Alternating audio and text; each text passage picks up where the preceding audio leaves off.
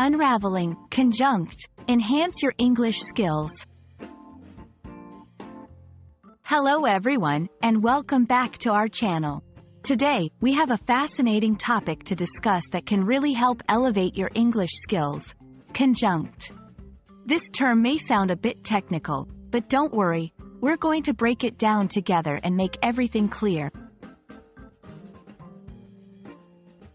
Conjunct is an adjective that comes from Latin, where con means together and junct means join.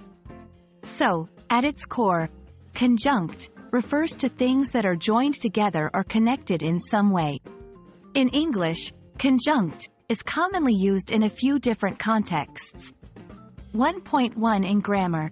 In grammar, a conjunct refers to a word or phrase that helps to connect clauses or sentences, ensuring that our speech and writing flow smoothly. Examples of conjuncts include words like however, therefore, and moreover. These words help to create relationships between different parts of a sentence and show how they are connected. 1.2 in music. In music, conjunct refers to a melody that moves in small, connected intervals. This is the opposite of disjunct, where the melody jumps around with larger intervals. Conjunct melodies are smooth and easy to sing or play. 1.3 in medicine. In the medical field, conjunct refers to things that are joined together or related. For example, the conjunctiva is a membrane that covers your eye and the inside of your eyelids, joining these parts together.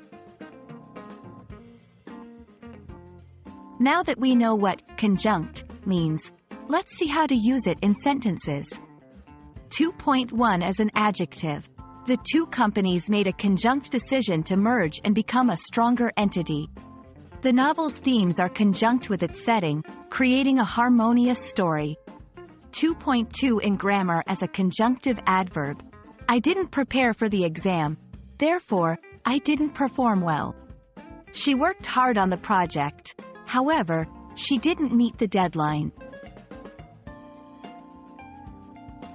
And that's it for today's lesson on the word conjunct. We hope this video has helped to clarify its meanings and uses in English.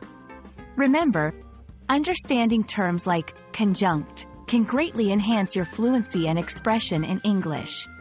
So keep practicing, and don't hesitate to reach out if you have any questions. Thank you for watching, and see you in the next video.